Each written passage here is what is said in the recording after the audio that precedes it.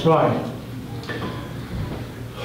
So Rik was actually one of the first people I met when I came to this country in '82. He had been living here for about a year.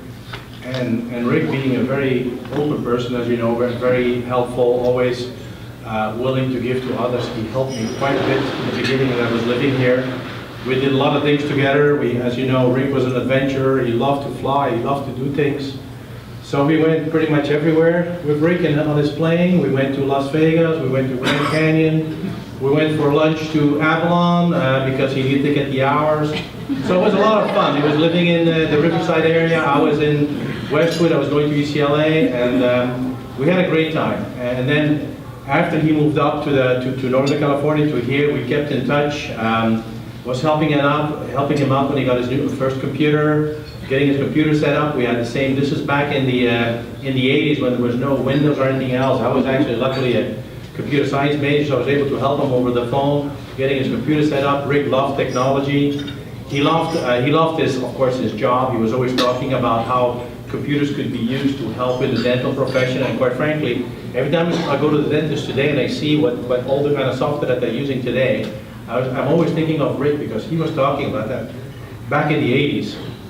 So we kept in touch over the years. We did a lot of vacations together with Kathy and their kids. We just kept in touch, and it's such a sad thing for me to be here today. We flew out, we live in Southern California.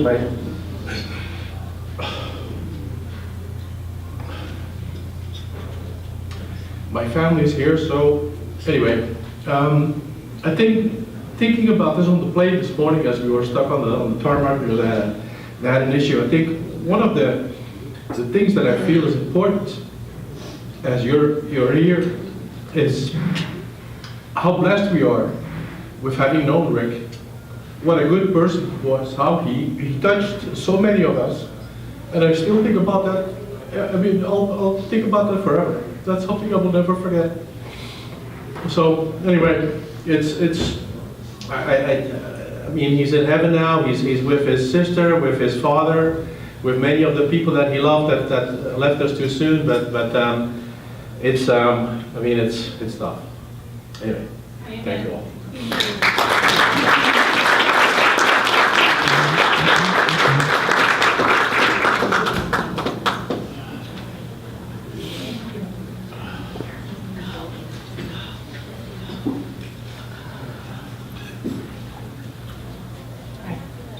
I'm Sophie. I'm also originally from Belgium. Moved in '87, and one of the first Belgians I met was Rik. I came on a company transfer, and Rik had just bought the place on Bird. And my sister was here too. She was an au pair back then. And we would go in the weekend and go to Rik's house and help fix it up. We would strip paint in the bathroom. I still remember that bathroom very well. That's what Belgians would do. They would come together and help fix. When someone bought a new place, friends come together and they help fixing it up. And we met you, Kathy. We were a couple blocks away from there, and here we are. And it's totally surreal. I can't believe that's how we meet again. My heart goes out to you, Kathy, family, but also to his mom back in Belgium and his sister, for whom this must be unbelievably hard. She's 86, I believe, next month. I've been to the farm many times, but always, people who do that in Belgium, you drop in, you don't announce, you just drop in. And they're always very welcome, and there will always be food and drinks and coffee, and if you're not hungry, there's an expression in Flemish that says, you should eat for the hunger that is about to come. I completely get to that. You're always very, very welcome. Speak in Flemish for us. Speak in Flemish for us.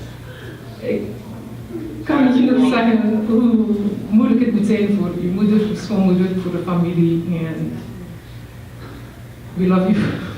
We love Rik. The world would truly be a better place if everyone lived the way Rik lived. And I just made a promise to Kathy. I'm going to make some Belgian meals. I'm not going to try to duplicate the rabbit dish. I do make waffles. We have chocolate, it's a staple at our house, and we all come over. When I run out. And I will write a letter to Oma tonight and tell her many friends.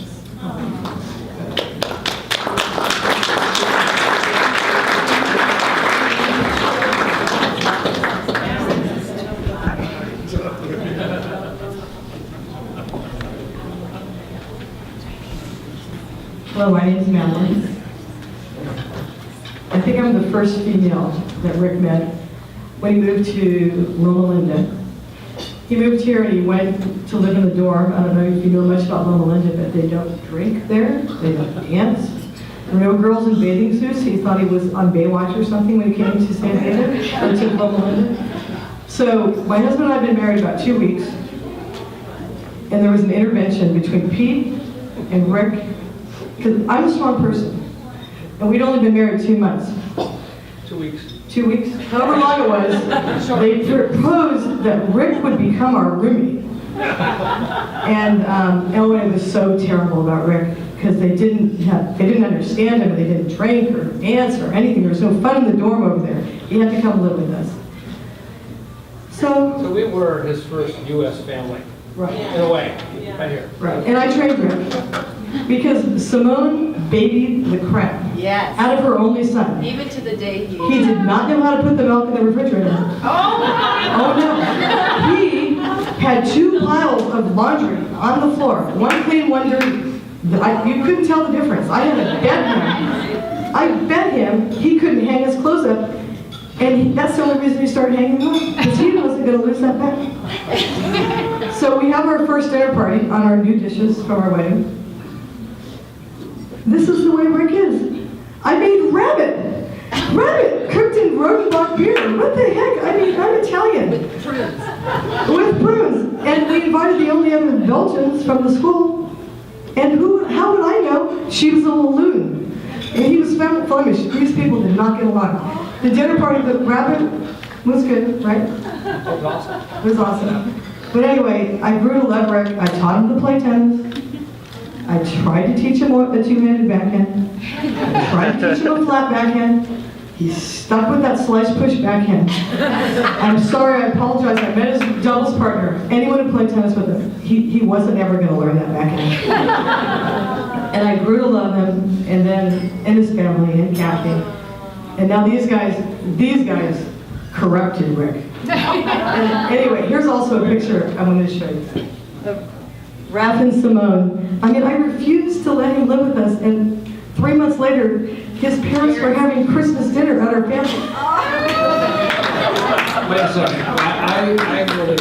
We never knew anything about red wine. Didn't know red wine existed. And Rik introduced us to Mouton Cadet, which I think is like Almaden Mountain Nectar or something now. I mean, it's not, but we grew to love Mouton Cadet. And just to say something about Rik's love for family, when he was living with us and he wanted to have his parents come out and visit us for Christmas, and we're going, that's fine, Rik. What are you going to do? Hang out in Loma Linda? I mean, this is like nowheresville. And so we said, Rik, why don't you come to Sacramento with us? He said, well, could I? And we go, can you? You have to. So Simone and Ralph came out. I made Ralph a denture while he was out. Just happened to have enough time to make a denture. And then they came up to Sacramento with us and spent, 5 or 6 days with our families. They absolutely spoke no English whatsoever, but they fit right in.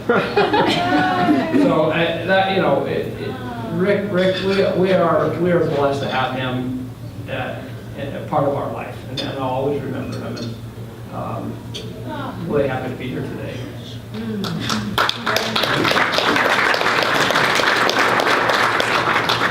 So hi, I'm Peter. I got to meet Rik at Loma Linda also. I was a senior resident, so I got to be Rik's big brother. And I think Rik kind of looked up to me. Anyway, when I finished the residency there, Rik said, why don't you come over and visit with my family in Belgium? So I said, well, I don't have anything else going on. Might as well. So flew over to Brussels, and when I landed, Rik met me there and he said, we're not going to my house. Plans have changed. We're going to go to Geneva. There's another plane waiting for us.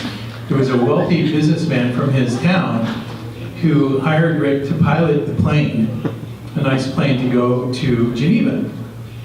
So we hop in this plane, fly to Geneva. We're there for like a day, where this elderly man was getting treatment of sheep serum to make him younger.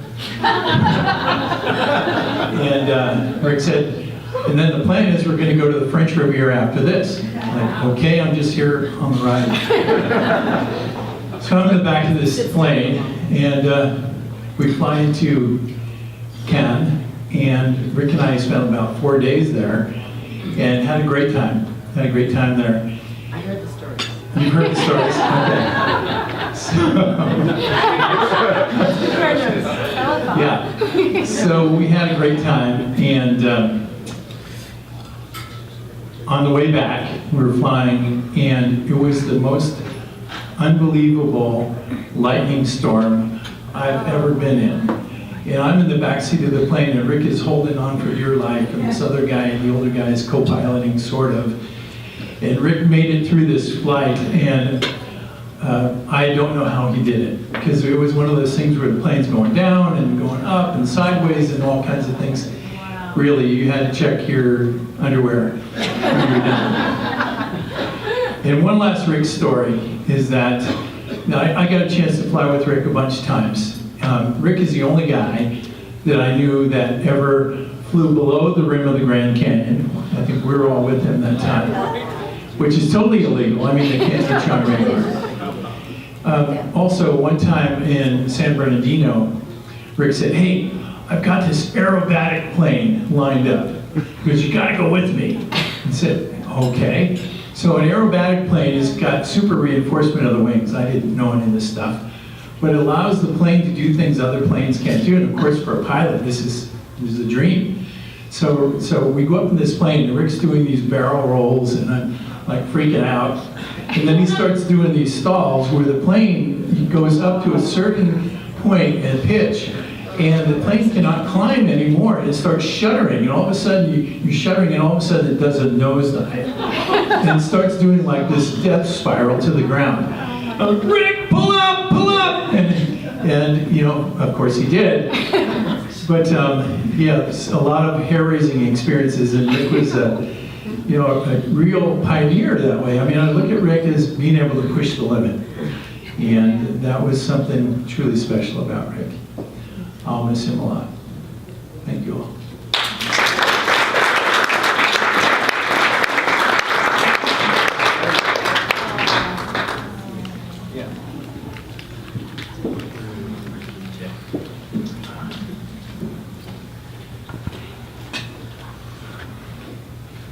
I wasn't going to say anything because this is kind of hard, but I had so many good memories of Rik today. I first met him in 1983. He was one of my instructors at UOP. What I loved about Rik then was he challenged you.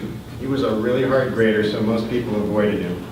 My other classmate who was here said he never worked with him, and I know why. But I loved working with Rik because every time I worked with him, he taught me something. And that continued on throughout our practices. We've done thousands of implants together, and I've learned so much from him. And in so many ways on how to be a man. That cute little guy right there. God. Every day of his life, that kid has been just handsome as hell. And, we had so many good times together. I was a wine chemist before I went to dental school, so you know Rik and I got in a lot of trouble.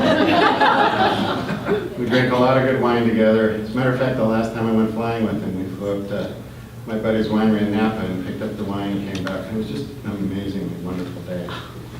And looking at so many of these pictures, how lucky we were to know him. Thank you. Thank you.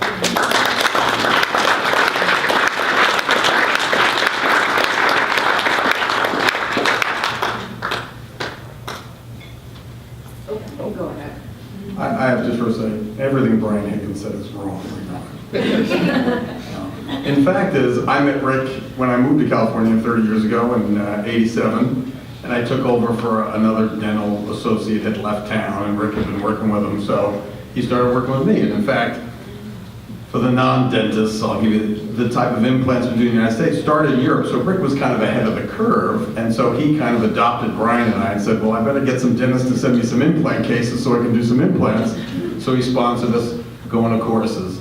And, you know, Rick and I have a funny friendship because we're really different. You know, Rick is this urbane, witty, you know, dry wit, and I was like the hee-haw American. How you doing, buddy? And I remember he played a little trick on me on Bird Avenue. He said, and he wrote me a little note, you know. He said, John, go buy this type of wine. You know, my experience with wine was wines in sacks, I guess, you know. So I walk in a wine bar and I go, you got any Merlots in here, sir? I'm like, you couldn't give me Chardonnay. I knew how to say that. But, you know, Rick was really just an exceptional person. He, you know, helped my career and my educational process and taught me so much, and really, you know, a mutual thing where we just love working together.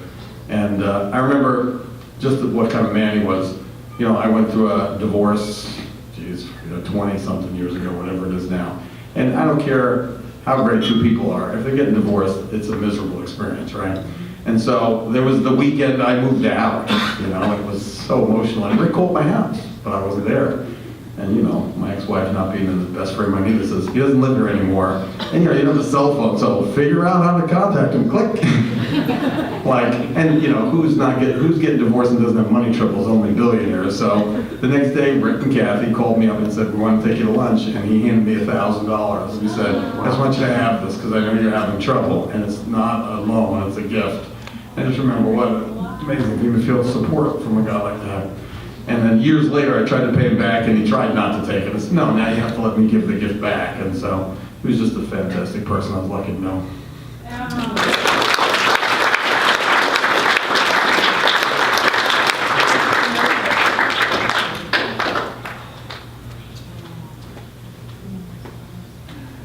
Hi guys. For those of you who don't know me, I'm Uncle Rick's niece. I'm Kathy's brother, Chris's daughter.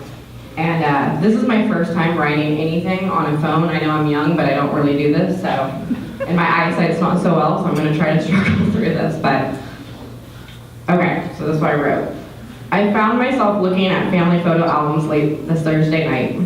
I opened one that contained photos of our family reunion in Hawaii in 1997. Isn't it ironic that photos can capture the character of individuals that the human eye sometimes misses? There were many pictures of our family, laughing, goofing around, celebrating, drinking, golfing, beach play, posing, more golfing. But in these photos, I saw my Uncle Rick as he always was. His character captured perfectly in reality. A doting father, a loving husband, an absolute joy and light to be around. And I realized that in all our personal messes, family strife, work politics, navigating relationships, Rick was always beyond the realm of pettiness. Till the very end, there was a gravitational pull that he had on this earth, and every individual that was blessed across his path felt his presence. He was authentic in a society that was more often than not authentic. He taught me to be proud of who you are, where you come from, and to let life unfold the way God intended it to be. I learned a lot of life lessons from my uncle, one of which is to never waste time on the things that are beyond your control. To be a loyal partner, not only in love, but also in sport. To take time to enjoy the moment. I will miss his spirit, although I have no doubts that he is with us today. I will truly miss him, but I know for the rest of my days I will see him and his children and grandchildren for years to come. Thank you, Uncle, for the beautiful impact you made in everyone's lives in this room. Thank you for being a loving partner and husband to my auntie. Thank you for being an amazing father to your children. Layla, and a good animal father too. Thank you for being the heart of our family when we needed your support. We honor you on this day and always. We love you.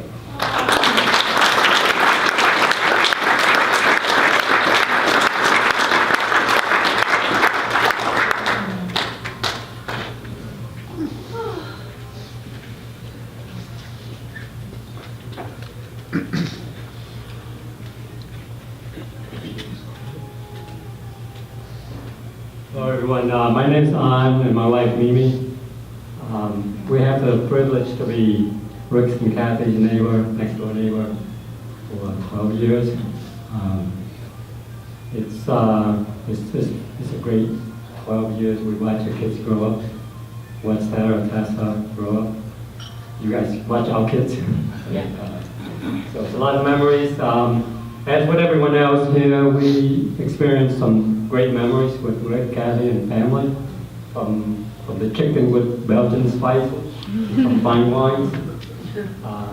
From the memorable experience where both Rick and I got fired as the landscape people. Because neither of us can fix the sprinkler. So Kathy and Mimi got together and hired landscape outfits and fired us forever. Obviously, we had a couple of guys of wine celebrate together. And to the day where Rick and Kathy proudly tell Mimi and I, look to what we got a new toy. And we thought another BMW, another Mercedes. I told him down, we said, watch this guy at 12:10. I'm going to fly right by him. You make sure you watch. Of course, later in the afternoon, they said, you see my flyby? We both said, yeah, for sure. Good thing he didn't ask what color the plane. They were. So it's been a great time. We really treasure the memories. To a great neighbor, a great friend, and a great man. We want to give a toast to it. Thank you.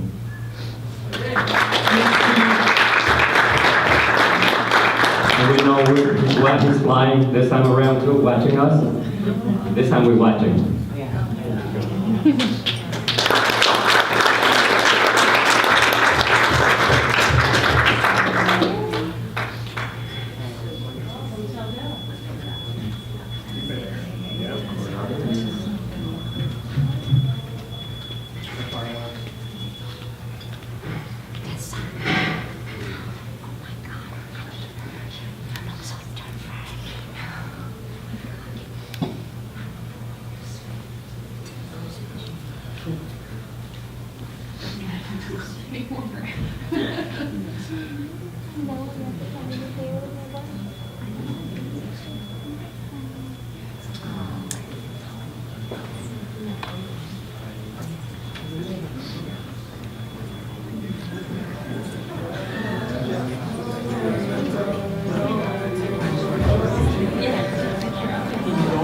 We have some memory cards in the back if anybody wants to write. Do you want to say something?